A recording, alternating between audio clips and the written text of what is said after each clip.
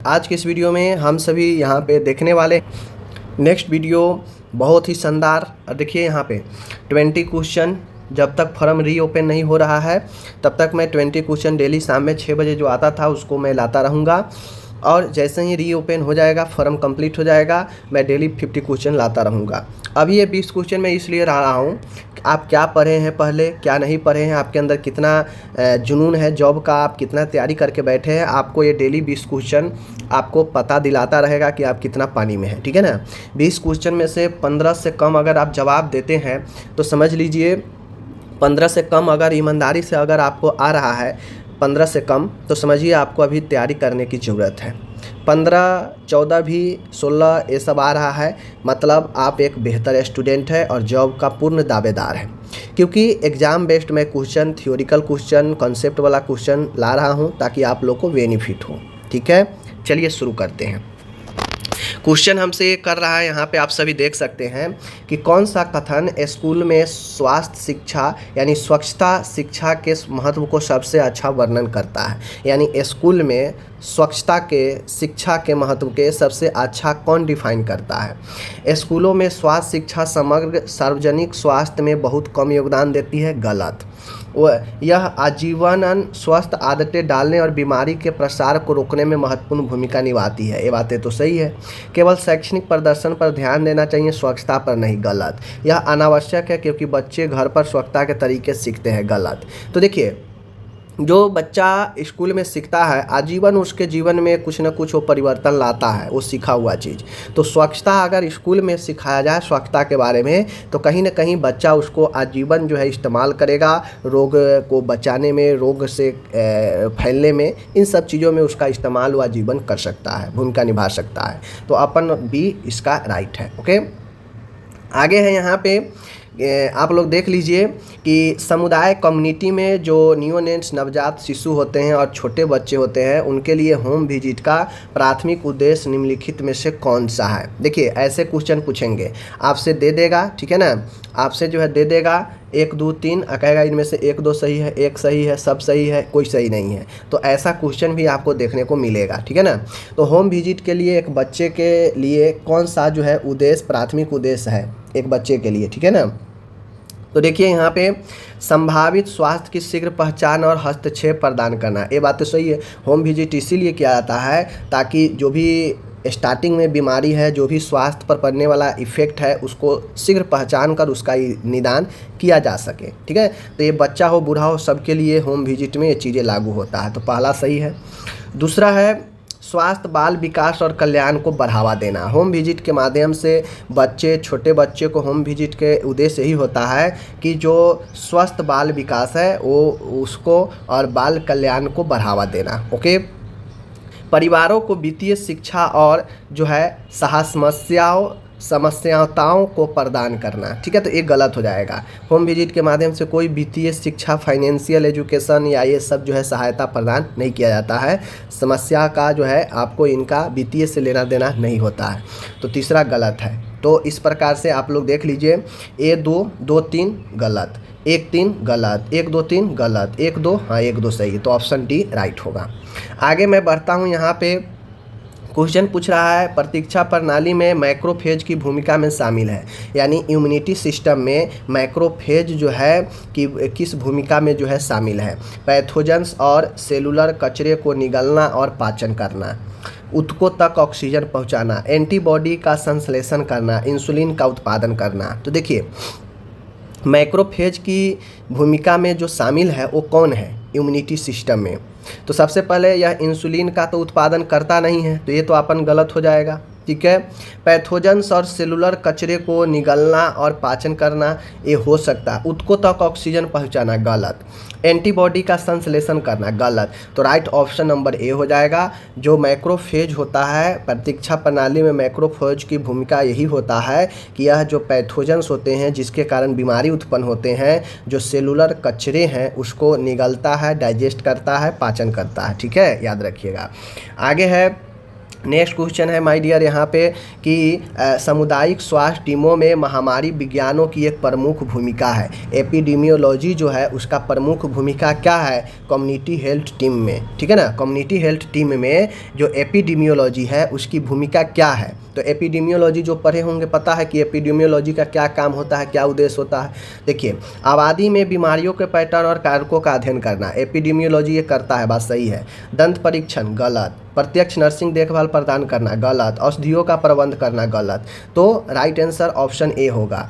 Epidemiology आबादियों में जनसंख्याओं के बीच में फैल रहे बीमारी, कारण, उसका मैनेजमेंट, ठीक है, पैटर्न, इन सब के जानने के में मदद करता है अध्ययन में। तो ऑप्शन ए राइट होगा। ओके, आगे है माय डियर नेक्स्ट क्वेश्चन है निम्नलिखित में से कौन सा कम्युनिटी हेल्थ नर्स का प्रमुख लक्षण नहीं है। यानी कम्युनिटी हेल्थ नर्स का प्रमुख यानी मेन सिम्टम्स नहीं है, ये बताना है, लक्षण नहीं है। समुदाय देख लीजिए आप लोग यहाँ पे, सामुदायिक गतिशीलता की एक मजबूत समझ जो है प्रदर्शित करना, तो ये बातें सही है, ये होता है, ये लक्षण है। कम्युनिटी हेल्थ के नर्स के अंदर एक मजबूत समझ होनी चाहिए। सांस्कृतिक संवेदनशीलता और क्षमता प्रदर्शित करना, ये भी एक कम्युनिटी हेल्थ नर्स, आप लोग गुण पढ़े होंगे, कम्युनिटी हेल्थ नर्सिंग के क्वालिटी पढ़े होंगे, तो उसमें मजबूत समझ जो है, संवेदनशील, सांस्कृतिक क्षमता, ये सब प्रदर्शित करना आप लोग गुण में पढ़े होंगे। व्यक्तिगत रोगी देखभाल पर ध्यान केंद्रित करना, मजबूत पारस्परिक और संचार कौशल। तो एक नर्स के अंदर मजबूत पारस्परिक और संचार कौशल, कम्युनिकेशन स्किल होनी चाहिए, ये बातें सही है। लेकिन कोई भी नर्स हो उसको व्यक्तिगत रोगी देखभाल पर ध्यान केंद्रित नहीं करना चाहिए। अगर उससे 10 रोगी उसके अंदर में मिला है तो 10 रोगी को समान देखभाल करना चाहिए। ऐसा नहीं है कि आपको पर्सनली किसी व्यक्ति को जो है पूरा अच्छे से ट्रीट करना है, बाकियों को छोड़ देना है। तो व्यक्तिगत देखभाल ध्यान केंद्रित नहीं करना चाहिए, ये लक्षण नहीं है, ठीक है। ये आपका गलत हो जाएगा, समझ गए, सी गलत है, ये सब समझने वाला है। आगे है प्री टर्म को उस प्रसव के रूप में परिभाषित किया जाता है जो गर्भधारण के कितने सप्ताह पहले शुरू होता हो। कहने का मतलब है प्री टर्म यानी समय से पहले उस लेबर को परिभाषित करता है जो गर्भधारण के कितने सप्ताह पहले जो है आपको शुरू हो जाता है। कहने का मतलब है कि प्री टर्म यानी समय से पूर्व लेबर, जो समय से पहले जो प्रसव होता है वह किस रूप में परिभाषित किया जाएगा, ठीक है, जो लेबर के कितने समय पहले शुरू हो जाता है, समझ गए। देखिए यहाँ पे देख लीजिए 34 सप्ताह, ओके, 40 सप्ताह, 37 सप्ताह एंड 42 सप्ताह। तो आप लोग को अच्छे से पता है कि 37 सप्ताह से पहले हो जाएगा तो प्री टर्म, 37 सप्ताह से लेकर 40 सप्ताह तक होता है तो यह नॉर्मल में आता है, ठीक है। तो ये जरूर ध्यान में रखना है आप लोग को, ठीक है ना। आगे बढ़ता हूँ। नेक्स्ट क्वेश्चन माय डियर है, एकदम अच्छे क्वेश्चन है। निम्नलिखित में से किसके कारण रोगाणुरोधी प्रतिरोध पर महत्वपूर्ण चिंता का विषय है। कहने का मतलब है कि निम्नलिखित में से किसके कारण रोगाणुरोधी प्रतिरोध पर महत्वपूर्ण चिंता का विषय है, ठीक है। रोगाणुरोध यानी रोगाणु को रोध करता हो, मतलब विरोध करता हो, प्रतिरोध करता हो, एक महत्वपूर्ण चिंता है, ठीक है। एंटीबायोटिक्स का अत्यधिक प्रयोग और दुरुपयोग, समझ गए। व्यायाम की कमी, टीकाकरण, उच्च कार्बोहाइड्रेट आहार। देखिए किसके कारण रोगाणुरोधी प्रतिरोध पर महत्वपूर्ण चिंता है, यानी कहने का मतलब है कि रोगाणुरोधी वैसा दवाई, वैसा चीज़ें जो रोगाणुओं को मारता हो, ख़त्म करता हो, लेकिन इसके बारे में चिंता पूछ रहा है कब, जब प्रतिरोध करता हो उसको। यानी जैसे कि एग्जाम्पल के तौर पर समझ लीजिए, एक क्वेश्चन आपको क्या बोलते हैं, ऑप्शन से भी आपको जो है समझ में आएगा। जैसे व्यायाम की कमी से जो है रोगाणुरोधी को कोई लेना देना नहीं है। टीकाकरण, ठीक है, प्रतिरोध नहीं करता है, समझ गए। रोगाणुरोधी का जो है आपको प्रतिरोध नहीं करता है। रोगाणुरोधी का मतलब जो रोगाणुओं को बचाए, जो रोगाणुओं से बचाए, ठीक है ना। लेकिन रोगाणुरोधी के प्रतिरोध यानी जो आपको रोगाणु से बचा रहा है उसका ही प्रतिरोध, उसका ही विरोध। जैसे हम दवाई इन्फेक्शन का लिए तो हमें इन्फेक्शन ख़त्म करेगा, लेकिन हम दवाई लिए और वह इन्फेक्शन की दवाई हमारे अंदर काम ही नहीं कर रहा है, मतलब वो प्रतिरोध हो रहा है, समझ गए। तो उसके बारे में अगर हम कोई एंटीबायोटिक दवाई ले रहे हैं और वह काम नहीं कर रहा है, मतलब यह एक चिंता है, तो ये चिंता कब आता है? तो ये चिंता तब आता है जब एंटीबायोटिक का अत्यधिक प्रयोग करते हैं या दुरुपयोग करते हैं। इसीलिए ज़्यादा कोई भी मामला में एंटीबायोटिक्स ज़्यादा जो है नहीं लेना चाहिए, क्योंकि ज़्यादा लेने से आगे चलकर वह इफ़ेक्ट आपको असर कम देगा आपके बॉडी में, और कभी गंभीर समस्या होगी तो फिर ये दवाई आपके ऊपर काम नहीं करेगा। तो ये एक चिंता वाला विषय होता है। ठीक है, आगे बढ़ता हूँ। 8 नंबर का क्वेश्चन है, एंजाइना से जुड़े सीने में दर्द। एंजाइना आप लोग को पता है, ठीक है ना, एंजाइना पेक्टोरिस, हार्ट से रिलेटेड। एंजाइना से जुड़े सीने में दर्द के लिए एंटीजी नाइट्रोग्लिसरीन की अनुशंसित रिकमेंडेड प्रारंभिक वयस्क खुराक क्या है? यानी एक एंजाइना के मरीज जिसको दर्द हो रहा है सीने में, तो उसको रिकमेंडेड नाइट्रोग्लिसरीन का कितना खुराक एक वयस्क को जो है आप दे सकते हैं? कितना रिकमेंडेड है एडल्ट के लिए?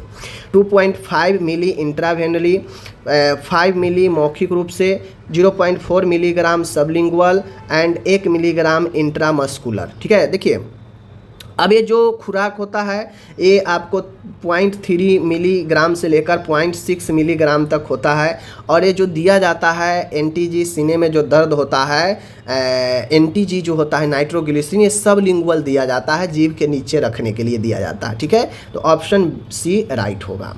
ओके, आगे मैं बढ़ता हूँ। यहाँ पे नेक्स्ट क्वेश्चन है आपका, किस प्रकार के टीकाकरण में प्रतिरक्षा प्रतिक्रिया को उत्तेजित करने के लिए मारे गए या कमज़ोर रोगजनक को शामिल करना शामिल है? कह रहा है कि जो हम टीकाकरण लेते हैं तो जो भी वैक्सीन बना होता है कहीं ना कहीं किसी न किसी जो है आपको जीव से ही प्राप्त करके बनाया जाता है। ठीक है, जैसे घोड़ा हो गया, अलग अलग जो है आपको चीज़ें से बनाया जाता है। तो कह रहा है कि टीकाकरण जो आपका प्रतिरक्षा प्रणाली है उसको उत्तेजित करने के लिए मारे गए या कमज़ोर रोगजनक, जो वैसा रोगजनक जो कमज़ोर हो, ठीक है, या उसको मार कर बनाया गया हो वैक्सीन, वह किस प्रकार के वैक्सीन में शामिल होगा जिसको कमज़ोर रोगजनक के मारकर बनाया गया हो? एक्टिव में, निष्क्रिय में, या फिर हार्ड प्रतिरक्षा में, या फिर प्राकृतिक इम्यूनिटी में? किसमें? तो एक सूक्ष्म जीव जिसको मारकर या वह कमज़ोर जो है रोगजनक वह उत्पन्न करने वाला हो, तो उसको जो है क्या किया जाता है, आपको किस प्रकार के जो है इम्यूनिटी में रखा जाता है? वह सक्रिय इम्यूनिटी प्रति उत्पन्न करता है। ठीक है ना। आगे है सामुदायिक, यहाँ पे देख लीजिए, सामुदायिक स्वास्थ्य नर्सिंग में स्वास्थ्य का एक सामाजिक निर्धारक है। ठीक है, स्वास्थ्य का एक सामाजिक निर्धारक है कौन? ठीक है, व्यक्तिगत जीवन शैली विकल्प, रोगों के प्रति आनुवंशिक प्रवृत्ति, पर्यावरण में माइक्रोबियल एजेंट, स्वास्थ्य सेवाओं तक पहुँच। अब आप लोग खुद देखिए कि सामुदायिक स्वास्थ्य नर्सिंग में स्वास्थ्य का एक सामाजिक निर्धारक कौन है? मतलब सामाजिक निर्धारक आप लोग पढ़े हैं ना, हेल्थ डिटर्मिनेंट। उस हेल्थ डिटर्मिनेंट में आपको पता है कि एक सोशल फैक्टर भी है, सोशल सामाजिक कारक भी है जो निर्धारित करता है स्वास्थ्य को। तो वह कौन सा होगा? ठीक है, तो समाज में स्वास्थ्य सेवा का पहुंच कितना है, ये महत्वपूर्ण है। देख लीजिए, डी आंसर होगा इसका। आपके स्वास्थ्य, आप देखिएगा आपके समाज में, आपके गांव में अगर बेहतर हॉस्पिटल, अस्पताल नहीं है, क्लिनिक नहीं है, तो अगर कोई बीमारी इमरजेंसी होगा तो आपको दूर दराज लेकर जाना पड़ेगा, और हो सकता है उस ले जाने के जो वक्त लगता है उसमें कहीं अनहोनी भी होने का संभावना हो। लेकिन अगर वही आपके गाँव में हो तो कितना वो प्रभावित करेगा? तुरंत आप उसको एडमिट कीजिएगा, ट्रीटमेंट हो जाएगा, बच जाएगा व्यक्ति। तो ये प्रभावित कर रहा है ना, आपके समाज में स्वास्थ्य सेवाओं का पहुंच कितना है, ये आपको प्रभावित करता है। आगे है यहाँ पे देख लीजिए, नेक्स्ट है कि नवजात पुनर्जीवन में अंतःशिरा तरल पदार्थ देने का संकेत है। कहने का मतलब है कि जो नवजात नियोनेट्स होता है उसमें पुनर्जीवन, यानी पुनर्जीवन मतलब जीवन को वापस लाने में जो आईवी के द्वारा फ्लूइड देते हैं, वह कब संकेत होगा कि भाई बच्चा है, नवजात है और इसको जीवन को पुनः खतरा है, तो इसको जीवन को वापस करने के लिए हम आईवी फ्लूइड देंगे। तो कब हम देंगे? हाइपोनेट्रीमिया का लगातार बने रहना, हल्की सांस संबंधी परेशानी, सभी नवजात शिशुओं में जन्म के तुरंत बाद की अवधि, हृदय गति 100 बीट प्रति मिनट से ऊपर। देखिए फ्लूइड से किसको किसको इसमें लेना देना है? हल्की सांस संबंधी परेशानी, गलत। फ्लूइड से कोई लेना देना नहीं है। अगर हल्की सांस से संबंधित समस्या है तो फ्लूइड लेना देने का कोई मतलब नहीं बनता है। सभी नवजात शिशुओं में जन्म के तुरंत बाद की अवधि, अब यहाँ पे अंतरशिरा के तरल के बारे में पूछ रहा है, अवधि के बारे में तो पूछ नहीं रहा है, तो ये तो गलत हो गया। हृदय गति 100 बीट प्रति मिनट से ऊपर, अंतरशिरा पुनर्जीवन, इनमें से किसी का कोई मतलब नहीं है हृदय गति से, तो ये भी गलत। तो बच कौन गया? बच गया ये। हाइपोनेट्रेमिया होता है कि आपके बॉडी में सोडियम का कमी, सोडियम नमक का कमी, और यह नमक कहाँ से मिलेगा? सलाइन से ही मिलता है। आप लोग को पता है कौन सा सलाइन, ठीक है ना। तो अंतरशिरा से हाइपोनेट्रेमिया अगर बच्चा में लगातार बन रहा है, डिहाइड्रेशन, तो उसको हम फ्लूइड देते हैं। ओके, नेक्स्ट क्वेश्चन यहाँ पे है, आप लोग देखिए। प्रसवपूर्ण यानी प्रसवपूर्ण मुलाकात के दौरान गर्भकालीन मधुमेह की जांच, यहाँ पे पूर्व होगा, ध्यान दीजिएगा। प्रसव से पूर्व, डिलीवरी से पहले, मुलाकात के दौरान, गर्भकालीन यानी गर्भ में पल रहे बच्चे यानी गर्भवती महिला, मधुमेह की जांच आमतौर पर कब की जाती है? यानी डिलीवरी से पहले गर्भवती महिला का मधुमेह का जांच जो है कब किया जाता है? गर्भावस्था के 12 से 14 सप्ताह, गर्भावस्था के 6 से 8 सप्ताह, गर्भावस्था के 24 से 28 सप्ताह एंड गर्भावस्था के 32 से 36 सप्ताह। तो माय डियर, एक गर्भवती महिला को लेबर डिलीवरी से पहले जो है वो आपका 24 से 28 सप्ताह, ध्यान दीजिएगा, 24 से 28 सप्ताह गर्भ अवस्था में जो हम यहाँ पे चेक करते हैं किसका? मधुमेह का जांच करते हैं कि महिला में है तो नहीं। ठीक है, आगे बढ़ते हैं। आगे है प्राथमिक देखभाल में एलर्जिक राइनाइटिस का प्रथम पंक्ति उपचार निम्नलिखित में से कौन सा है? पूछ रहा है कि प्राथमिक देखभाल में, ध्यान दीजिएगा, एलर्जिक राइनाइटिस मतलब समझ रहे हैं? राइनाइटिस आप लोग समझ रहे होंगे, जो नाक का अंदर समस्या है, ठीक है, नाक बहना भी जिसको हम लोग कहते हैं। तो एलर्जी वाला राइनाइटिस है, इसका फर्स्ट लाइन जो उपचार है वो कौन सा है? हमसे ये पूछ रहा है, फर्स्ट लाइन उपचार पूछ रहा है, ध्यान दीजिएगा। ठीक है, इंट्रानेजल कॉर्टिकोस्टेरॉइड, एंटीबायोटिक, प्रणालीगत कॉर्टिकोस्टेरॉइड, मौखिक एंटीएस्थेटिक। ठीक है ना। देखिए, राइनाइटिस है, एलर्जी वाला है, तो इंट्रानेजल कॉर्टिकोस्टेरॉइड जो कि एक स्टेरॉइड जो है आपको होता है, फर्स्ट लाइन जो है आपका उपचार यही है कि नेजल होता है, कॉर्टिकोस्टेरॉइड ये देते हैं, समझ गए। नेक्स्ट क्वेश्चन है यहाँ पे, संदिग्ध मेनिंगोकोकल मेनिंजाइटिस वाले रोगी के लिए अनुशंसित प्रारंभिक प्रबंध क्या है? डाउटेबल है, ठीक है ना, संदिग्ध है, डाउट में है कि इसमें मेनिंगोकोकल मेनिंजाइटिस है, तो उसमें अनुशंसित रिकमेंडेड प्राथमिक प्रबंध कौन सा होगा? एंटीवायरल दवाओं का प्रशासन, सिर का सीटी स्कैन, मस्तिष्क मेरु द्रव विश्लेषण के लिए लंबर पंक्चर, अंतःशिरा एंटीबायोटिक दवाओं का तत्काल शुरुआत। तो अगर संदिग्ध लगे कि मेनिंगोकोकल मेनिंजाइटिस है तो तत्काल जो प्रबंध होता है कि उसको आईवी के द्वारा एंटीबायोटिक दवाओं की तत्काल शुरुआत करें। ठीक है, बाकी लंबर पंक्चर वगैरह, सीटी स्कैन वगैरह तो होते रहता है डायग्नोसिस में। आगे मैं बढ़ता हूँ, देख सकते हैं भ्रूण के विकास में प्लेसेंटा का प्राथमिक कार्य क्या है? पूछ रहा है कि भ्रूण का विकास में प्लेसेंटा की क्या भूमिका है, प्राथमिक भूमिका पूछ रहा है। ठीक है, ध्यान दीजिएगा। तो माय डियर, एमनियोटिक थैली की बाहरी परत बनाना। अब प्लेसेंटा का कोई मतलब नहीं है कि एमनियोटिक थैली को बाहरी परत को बनाना, यह प्राथमिक कार्य नहीं है। भ्रूण के लिए पोषक तत्वों की आपूर्ति के प्राथमिक स्थल के रूप में कार्य करना, ये बात तो सही है। प्रथम काम प्लेसेंटा का यही होता है कि वह भ्रूण को न्यूट्रिशन पहुंचाए। ठीक है, और प्रथम जो है काम आपका प्लेसेंटा का यही होता है, ध्यान दीजिएगा। ओके, चलिए, हो गया, और इन बातों को ध्यान में रखना है। नेक्स्ट क्वेश्चन है यहाँ पे 16 नंबर, प्राथमिक स्वास्थ्य देखभाल के आवश्यक घटकों में निम्नलिखित को छोड़कर सभी शामिल है। अब जो लोग पढ़े होंगे PHC, प्राइमरी हेल्थ केयर, प्राथमिक स्वास्थ्य देखभाल, उसमें 8 कंपोनेंट है, 8 घटक है। अगर जिनको याद होगा वो आराम से कर लेंगे। कह रहा है निम्नलिखित को छोड़कर सभी शामिल है, यानी एक ऐसा है जो छोड़ दीजिए, बाकी सब तो होगा ही घटक में। कौन नहीं है उसी को तो पहचानना है। मातृ एवं शिशु स्वास्थ्य देखभाल, ध्यान दीजिएगा, ये तो होगा ही। स्थानीय एंडेमिक रोगों की रोकथाम एवं नियंत्रण, ये भी होगा। स्वास्थ्य शिक्षा संवर्धन, ये भी होगा। अस्पताल आधारित विशेषज्ञ सेवाओं का प्रावधान, ये नहीं है। आप देख लीजिएगा 8 जो कंपोनेंट है उसमें ये नहीं है, ठीक है, ध्यान दीजिएगा। आगे है 17 नंबर का क्वेश्चन है, प्रसव के 24 घंटे से 12 सप्ताह के बाद होने वाले द्वितीयक प्रसव उत्तर रक्तस्राव अक्सर निम्न कारणों से होता है। कहता है डिलीवरी के बाद 24 घंटे के बाद से लेकर 12 सप्ताह के बाद होने वाला जो सेकेंडरी जो द्वितीयक प्रसव उत्तर रक्तस्राव होता है, प्रसव के बाद रक्तस्राव होता है, किन कारणों से होता है, ये पूछ रहा है। Retained placenta fragment, uterine atony, वंशानुगत कोगुलोपैथी, जेनिटल ट्रैक्ट ट्रॉमा। देखिए जेनिटल ट्रैक्ट ट्रॉमा यानी गुप्तांग से रिलेटेड ट्रॉमा वाला होगा नहीं। वंशानुगत कोगुलोपैथी यानी ब्लड क्लॉटिंग में समस्या, ये भी नहीं होगा। अगर ब्लड क्लॉटिंग में समस्या होगा तो भाई स्टार्टिंग से ही समस्या होगा, अचानक से 12 सप्ताह में या 24 घंटा के तो बाद होगा नहीं। यूटेराइन एटोनी, ये भी नहीं होगा। Right answer retained placenta fragment, ठीक है, रिटेंड प्लेसेंटा फ्रेगमेंट के कारण ये चीज़ें जो है देखने को मिल सकता है। ओके, आगे बढ़ता हूँ। नेक्स्ट है 18 नंबर का, देख लीजिए।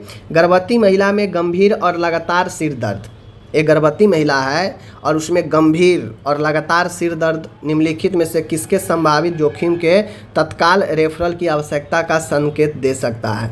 कहने का मतलब है एक महिला है, गर्भवती है और उसे गंभीर, समझ लीजिए, गंभीर और लगातार सिर दर्द हो रहा है, तो उसको कौन सा जो है जोखिम हो सकता है जिसके लिए हमें उसे रेफर की आवश्यकता जो है हमें पड़ सकती है, ठीक है ना, बताना है।